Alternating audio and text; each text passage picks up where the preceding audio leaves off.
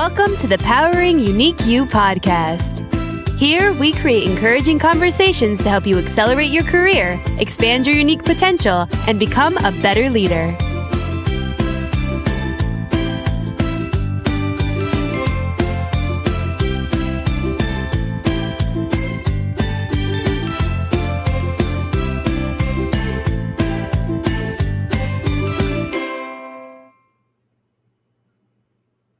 Good morning, good afternoon, good evening, wherever you are, my friend in the world.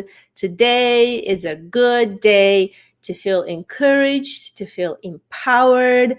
How about this? Revitalized. How about this? Energized. And you know what, my friend? Let's start this day, this first day of the week, on a good, positive note. My name is Jana Masik, and I'm here to share amazing guests with you today. This gentleman has done a great work in how to transform, development into redevelopment, how to revitalize the environment, how to help many companies and also many countries to redevelop and rework and reuse their different types of environmental treasures. So something that has been probably misused and polluted now has been reused and been redeveloped and actually bringing profit. So this amazing gentleman today is going to share his wisdom with us. I'm sure many years of wisdom and lessons. And I am so happy you're tuning in. As you're coming in, please let me know, how are you doing today? Are you ready for this week? Are you on the let's go, let's do good in this world kind of a attitude today? Let me know if you're Team Live. I'm happy to see you here live. If you are coming on the replay, I'm excited you're here watching us. So today's guest is an author and publisher and advisor who is a major catalyst in this recent acceleration of retrend globally, this retrend that I feel we can all learn from. And he's an executive director of RECONOMICS Institute, Society of Revitalization and Resilience Professionals. Today, we are going to learn from him how can we use this revitalization and resilience skills to be a leader in our local communities. He's an editor of Revitalization, the Journal of Urban, Rural, and Environmental Resilience. He's a speaker and workshop leader. His specialty is inspiring all stakeholders to effectively engage in the process of local revitalization. And without further ado, I'm happy to invite and welcome Storm Cunningham. Hello, Storm. Hey, John. Thanks for having me on your show. I'm so happy that you're here. And Storm, you've been doing this work of helping to revitalize the economies, the places, and I'm sure people around the world for many years now. What sparked that mission? How did it all start? Maybe give us a glimpse into history of yours. Well, back in 1996, I got a job, a regular 9-to-5 office job as Director of Strategic Initiatives at the Construction Specifications Institute, which is about a 60-year-old society of architects, engineers, construction manufacturers. And I had been self-employed before that. So I was worried that I might not be able to spend more than about 5 or 6 years in an ordinary job before I went crazy. So I figured I needed an exit strategy, and figured, well, the best way to strike out on my own later on would be to be an author, because everybody thinks if you read a book, you actually know something. So I started writing a book in 1996, and it was originally going to be about sustainable development. Mm-hmm. And I got about a year into all the research and starting to write it, and suddenly realized that the book was starting to bore me, that I really didn't have anything new and exciting to say about sustainable development. People have been talking about it for 30 years at that point. Yeah.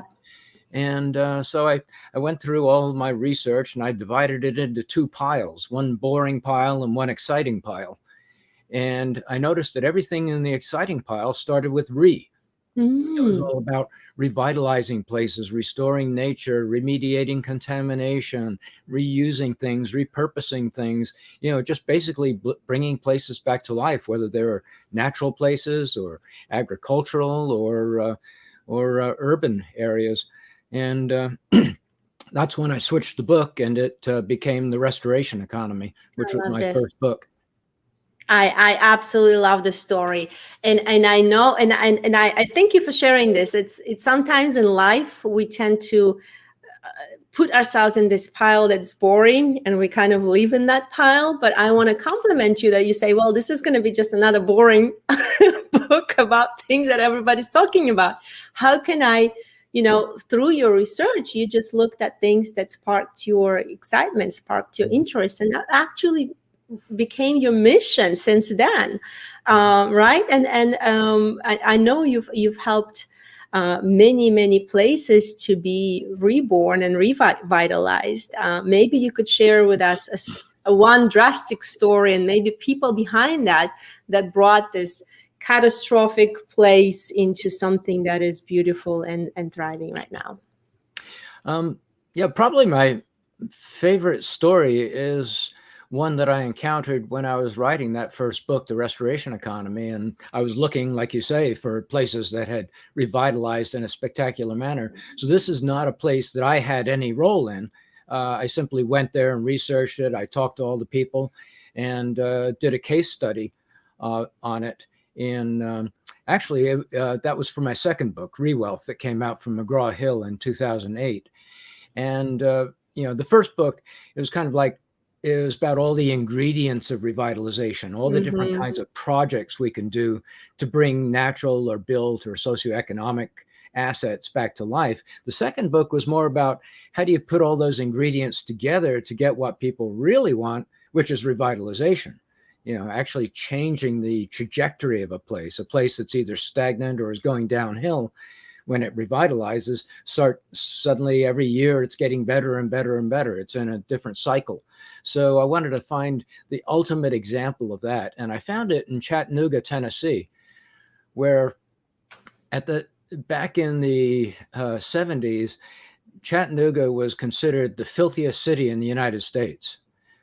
It was absolutely awful in every way. You had to drive with your headlights on in the middle of the day. The air pollution was so bad from the coal-fired power plants and factories.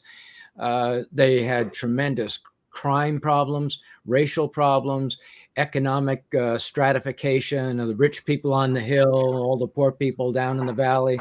They were hemorrhaging jobs. They were losing like 5,000 jobs a year, and just looked like the city was going to crash and burn and have no future at all. And they managed to turn things around to such a point that they were the first city in the United States to win the Environmental Protection Agency's Clean Air Award. They became such a poster child of revitalization that people traveled there from all over the world to see this miracle, this place that had come back from absolute devastation to becoming a model of revitalization. When I was there for the first time, walking through the downtown, I encountered a group of Vietnamese business people and government leaders. And I asked them, why are you here?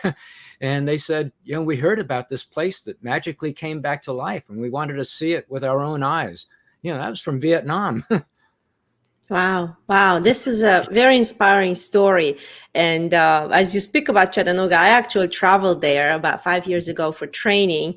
And a very nice couple that's been in Jacksonville that moved there, we visited them as well. It's a nice, beautiful place right now. It's just so much green, so much beauty, just, a lot of hills and a beautiful, beautiful place. So Storm, how can we apply this strategies and these ideas of revitalization and resilience to ourselves, and how can we apply that as a leaders to ourselves first?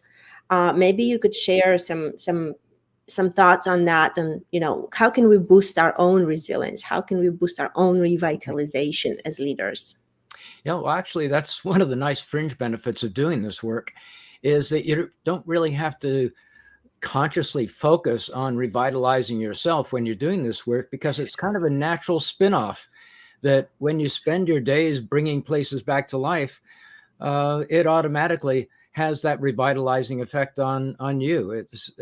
It's I can't really explain how it happens, but I know that the places we revitalize us. Yes. And the things we restore us. So we're, in many ways, a lot of people have pointed out that if you define our existence, it's really based on what we do, not what we say or who we think we are or what we're dreaming about. It's based on our actions. And if our actions are revitalizing and restorative, then our lifestyle, our personality, everything about us is revitalizing and restorative.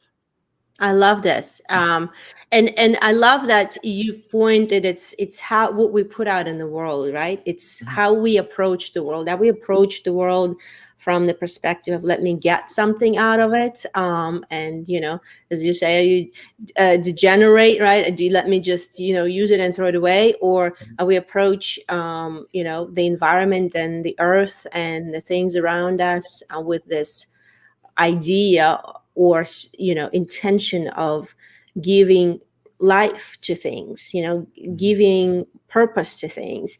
And for those of us maybe that are not tied or right now involved anyhow in this type of work in the community, what can we do? How can we make an impact? What are some of the tips that you can give us? Well, it depends on whether you want to do this as an act of love, as a volunteer. You might already have a great job. You're happy in how you earn a living, but you want to give back to your community, or you could actually earn your living doing this. I mean, we've got over 8,000 cities of over 500,000 people all around the world, and tons of smaller communities. And virtually all of them need revitalization of one sort or another. Even the ones that seem to be in good shape, they still want to improve their quality of life. They still want to improve their standard of living. The standard of living is more income-based, whereas quality of life is more happiness-based. Yes. And the fact is that no matter how good a place is, if they want to, even if they just want to stay the way they are, they have to work on revitalization. Because if you're not revitalizing, you're devitalizing. Yes. There's no such thing as healthy stasis. You can't just say, okay, we're perfect right now. We're not going to do anything different from now on. We're just going to stay the way we are. That's guaranteed you're going to go downhill.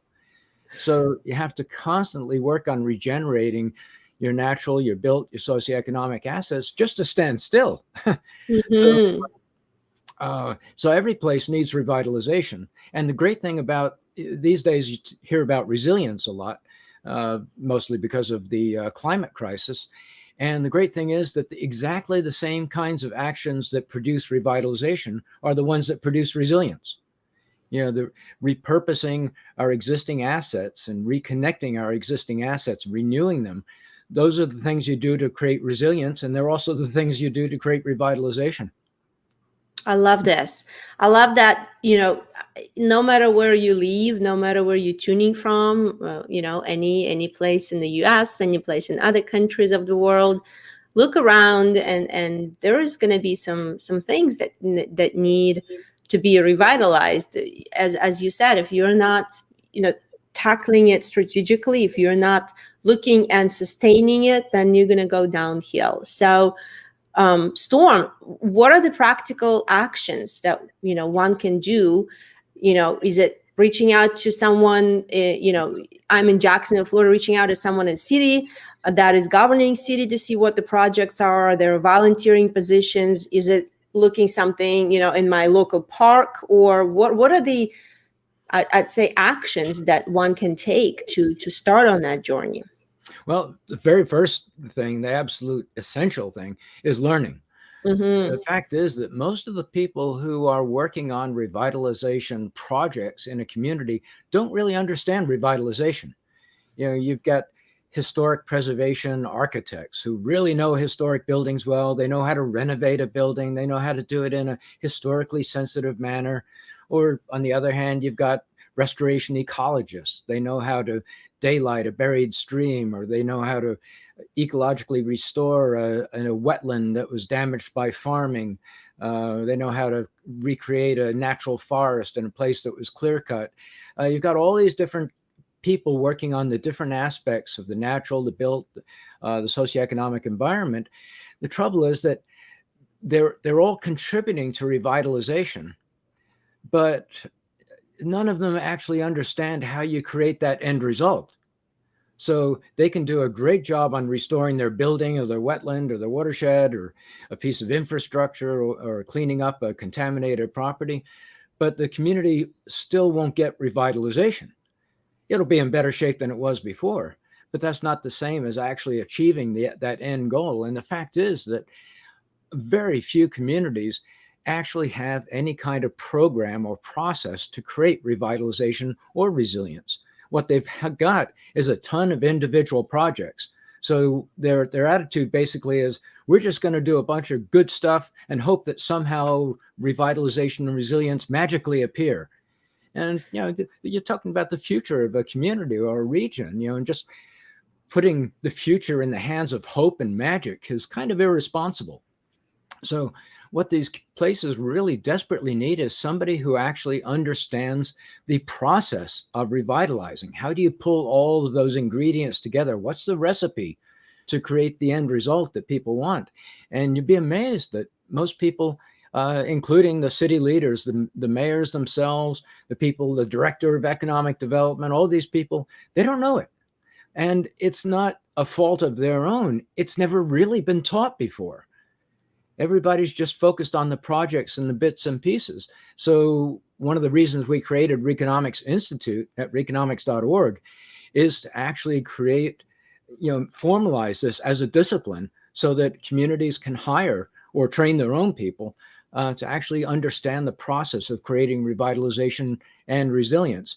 And so the first step, I'd say, in learning, not to be too indulge in too much self-promotion here, but I wrote a book, my third book, RECONOMICS, came out in last year, and it'll provide probably the easiest and certainly the cheapest. Amazon's got it on sale right now for $14.99. Way to actually understand this process. It's the first step. And if you decide after reading it that you really want to do this for a living and get serious about it, then you can enroll at RECONOMICS Institute and actually get certified as a revitalization and resilience facilitator. That is very interesting. Now, and you mentioned that the pathway to do that is either volunteer, and it starts with learning, as you explained. Get the book. If you're looking into exploring this more, go check out that book on Amazon. So it starts with learning. First, you learn. You understand what is that. What is the skill set? What is the strategy? As you said, the recipes. You need to put all of the ingredients together to have a successful recipe. And then get a certification, and then you could do that. You could have that skill set, you can have that knowledge, you can have that recipe, so to speak, and able to support your community either in volunteer or in a full-time job, right? And give me a little bit of insight, Storm, on how quick is the process if for example, if I would want to explore this opportunity or this type of work environment or workplace, what does it look like? You mean what would you actually do? Yes, what would I actually do, and how would I fit in the community? Where do I start? So let's say I've read the book, I've got certified. What's my next steps? What would I need to do? Yeah, well, there are 6 key elements in the process. And most communities have most of them in place already. They just don't have them connected in a way that actually creates a process. So it's kind of like if you have a person on this block over here who's painting the car, and another person on this block over here who's working on an engine, and the person over here is fixing the tires. That's not going to create a car.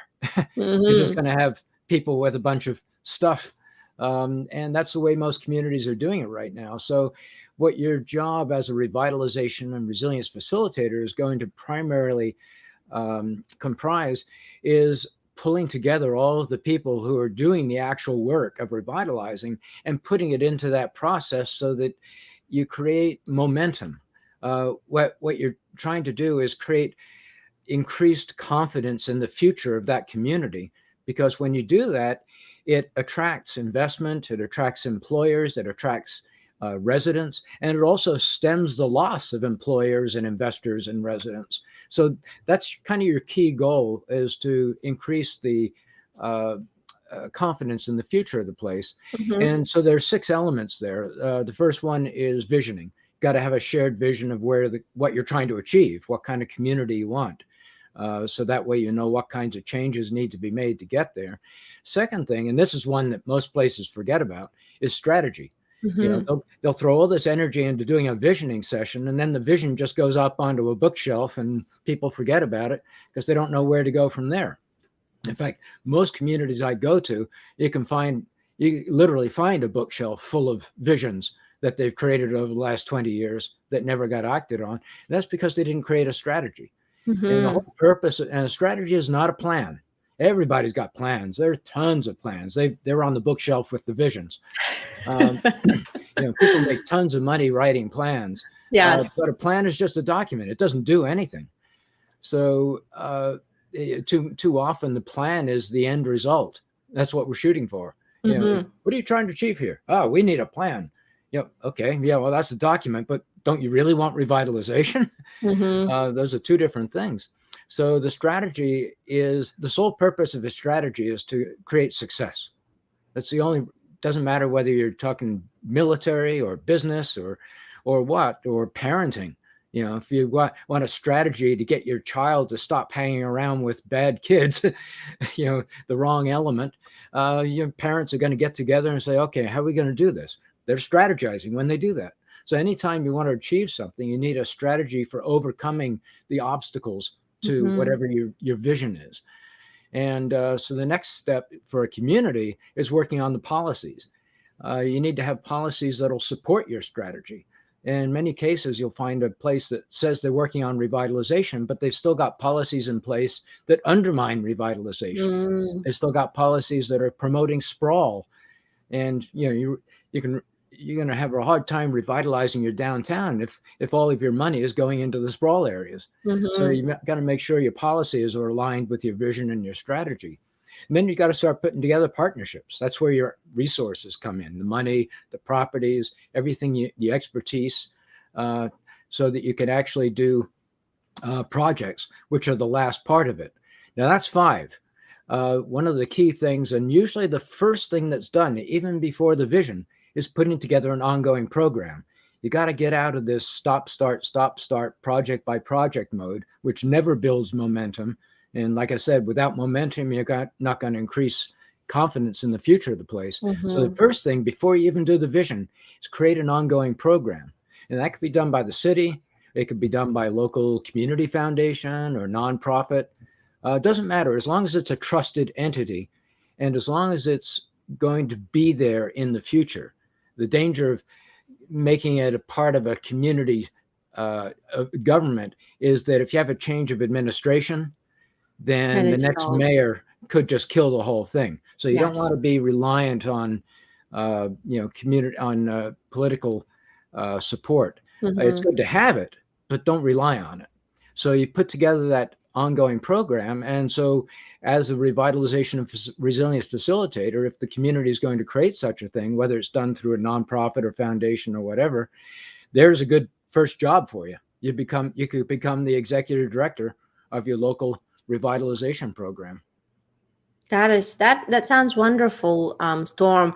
The only thing that, as you describe it, it seems that, is it realistic? Is it realistic for me or anybody's listening to say, I would love to revitalize my downtown. I would love to create more social opportunities for minorities that, are undermined and have challenges that live in usually those undermined locations that need revitalization the most. you know, who am I? I'm just a little person. You know, let's say I've learned all of this. I got a certification. Who am I? How do I make an impact? How can I become that leader that can make an impact and will make an impact? Yeah, and the key there in most cases is don't shoot for being the leader, at least not officially. Give the credit to others. You're the one who works behind the scenes. So you're not an expert redeveloper. So you're not going to be able to tell some major construction company how to redevelop a property. You don't need to. They already know how to do that. You don't need to tell anybody how to clean up contamination or restore a watershed. You've already got experts for that. You're just there to provide the process, the thing that connects all this. And that's done behind the scenes. And so if you want political support, your job is not necessarily to be the leader, but to show leaders how you can help them create success and avoid failure, in most cases, like the mayor or the city manager. But they get all the credit, so, so that's one thing, is this isn't a high profile position in most cases. This is a behind the scenes sort of thing. Okay. So mayors are absolutely terrified of failure, which is why all those plans go on the bookshelf, because commissioning a plan is a surefire win. They can hold a press conference and say, we've got a new plan on the way. And that's a feather in their cap. And then a year later, the plan arrives, they hold another press conference. We've got a plan. And they hold it up, and that's another feather in their cap. And there's been no risk involved up till then, because all they have to do is write a check.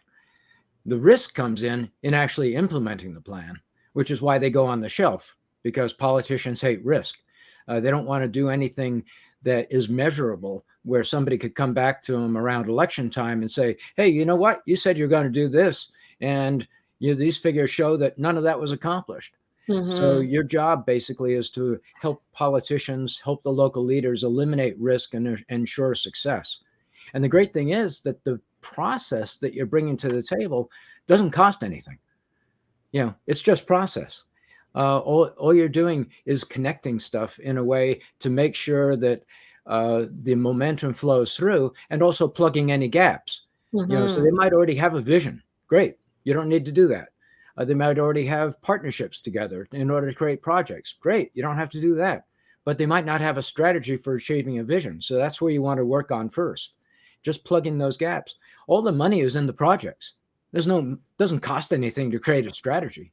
That makes sense. And let's say if I do want to make an impact but do not make it my career or full-time occupation, is there anything that I could do in my neighborhood, in my backyard, in my community? Any kind of practical things that you recommend? Yeah, I mean, if you're just doing this as a volunteer, you don't want to kind of like what you were just suggesting in the previous question. This all sounds rather grand. Can anybody actually achieve this? Forget about the grand stuff. You can have that in the back of your mind. You can just go to your local people who want to make a change in the community and say, well, the first thing we need to do is a vision. Or first thing we want to do is create some kind of ongoing program so that we can revitalize things. Don't tell them about all the policy work and the partnerships and the projects and all that sort of stuff. Just take it step by step. You don't need to overwhelm them with stuff, and just do it step by step. And pretty soon you've got all the elements in place, and you can all of a sudden you might find all kinds of resources pouring in from the city. That's what happened over in Liverpool in England, where there was a community of immigrants, very poor community, and the city was planning to demolish their entire neighborhood and rebuild it from scratch and spread everybody out. They would never see each other again, send them off into these sprawl areas with public housing. And the people fought back, and they put together a vision, and they created a revitalization program of their own. And over a period of 30 years, they've become the biggest revitalization success in the United Kingdom. And it was all community led. What did they accomplish? How did what are the results? What Well, were the results of it? number one, they stopped the demolition, so Mm-hmm. the place wasn't demolished. Number two, they took the assets they had, an old sugar factory, an old industrial canal that was horribly polluted, and they repurposed the factory into housing. They cleaned up the canal. It's now a major tourist attraction, and the whole community, and they created affordable housing so that everybody who was going to be spread out and never see each other again is now living together and has been living together as a community for the whole time. So they accomplished it. Their primary goal was to stay together as a community. And they fought back against a community, a city government that was absolutely determined to destroy the community. And they managed to do it with no money. They created this revitalization process that I'm talking about. I call it the RECONOMICS process. Yes. This 6 elements. They were probably the second community after Chattanooga to actually create a complete revitalization process like this. Wow, this is really inspirational. We have Jamie saying, hi, Jana and Storm. So glad you're back with your shows. Thank you, Jamie. Thanks for joining in. Excellent content. Yes, thank you, Storm. I think it's really thought-provoking. And I feel that most people, we just tend to go, handle life, handle, our occupations, handle through things. And we kind of, as you said, leave all of these changes and fixes that's supposed to happen in the hands of politicians or people in power and so on. And, we think, well, who are we as small people? Who am I, a small person here? How can I make an impact? How can I revitalize my community, revitalize my town, and revitalize myself through doing that, right? Do I have the power? Do I have the skill? Well, you've beautifully portrayed, Storm, that you only have to have this passion, this mission, and you will train, you will provide a certification, you will show the examples on how to accomplish that. And it may be on a smaller scale as a volunteer. Maybe it starts there, or perhaps you decide to go and change your career. I actually have in mind a person that may be a good fit for that. He was looking for changing career to say, well, where I am in my industry, it's been so many years, it's kind of stale. I'm really not thriving in it. What is out there next for me? So what you've described is going to be a perfect fit. So I love this, this different point of view, this different, I would say almost perspective that you're giving us from look at life, look at opportunities from a different angle, and know that you can make a change.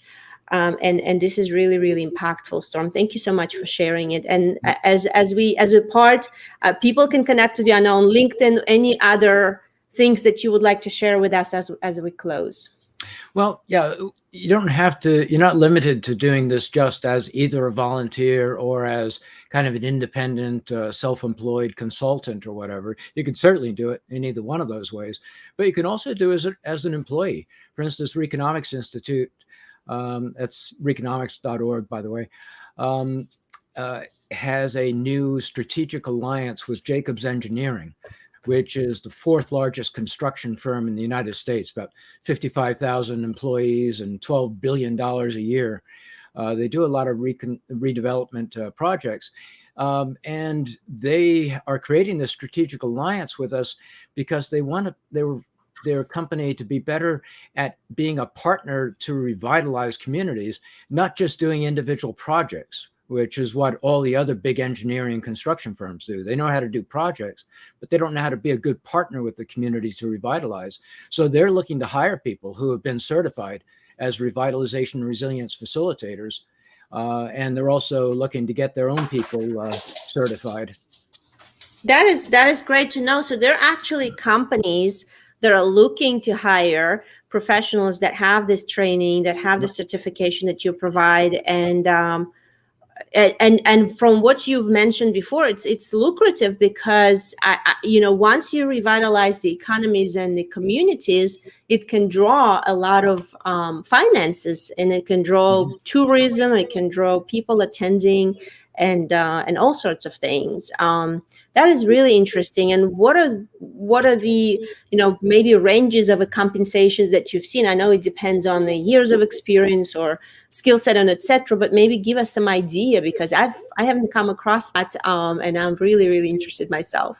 Yeah, it's kind of hard to compile numbers for this because everybody calls it something different. In one city, it's a chief resilience officer. In another city, it's the director of redevelopment, or director of development, or director of economic development, or director of revitalization, or director of renewal, or director of urban renewal. I mean, everybody calls it something different. So there's no, and again, that's one of the reasons we created RECONOMICS Institute, is to make this more of a defined profession. Our people put RRFac after their name, stands for Revitalization Resilience Facilitator, RRFac, so that you can just Google RRFac and find people. Of course, that's the certification's only about a year old, so there aren't a lot of people who have actually graduated yet. A lot of them still taking the course right now. But so that's it really depends on what level they get into. The opportunity, it's going to be a planner on staff, whether they're actually directing an agency. That makes perfect sense, Storm. And maybe give us some insight on the lengths of it. If someone may want to change a career midterm and say, okay, I want to dive into revitalizing and become a resilience, facilitator. What is the time commitment to that? Really just depends on how fast you can read. The course materials are about 1,000 pages. So there are some people who have gotten themselves certified in less than a month. Wow. Other people have taken over a year. Just depends on how fast you want to do it. Makes sense. That makes perfect sense. I love this. And if you're watching and tuning in, if you're interested to explore that, Storm would be your person to connect. I've posted the link to your information and your website that you could find Storm on LinkedIn. And this is really, really insightful, Storm. Thank you so much for coming and sharing. Jamie say, I think the successful businesses have turned adversity into opportunities. I agree. And it's the same with communities. That's the future. With communities that have a revitalization process, all those things that they used to look at as problems that were holding them back are now the ingredients of revitalization. Yes, this is wonderful. Well, thank you so much, Storm, for coming in today. And, if nothing else, check out Storm's books on Amazon, get some reading, get started, explore this a brand new type of environment and role that maybe something, would call you on to step into that. Yeah. Thanks, Jana. Appreciate it. Enjoyed it. Wow. This was really, really insightful. A different angle, as I say, different perspective. I have not heard about this before until I met Storm, and I feel this really add on something that we can learn or just explore or just look into, look around in your community. How much revitalization is there needed? And as Storm shared, if you're not working proactively toward resilience and being revitalized in your environment, that you're mostly going down the hill. So that is I think is really, really interesting and something to check out, my friend. I hope this delivered value to you. If nothing else, just start thinking about how we can affect our environment, how our day-to-day choices affect whether we degenerate or regenerate. How do we make these choices, right? How do we, working for the company that we work for, or maybe you have your own company, how does that operate? Does it operate with the view of let's regenerate and leave, a good, sustainable future after us, or just use up all the resources and then kind of go on and trump on and, be heading toward, it's all for me, and let's rethink it. If nothing else, I think it's really inspiring. My friend, thank you so much for tuning in today. I'm really blessed that you're here. I'm wishing you the most amazing week. Celebrate your wins. I know you're going to have some wins. Set intentions for this week, and keep powering in UQ. I see you next time.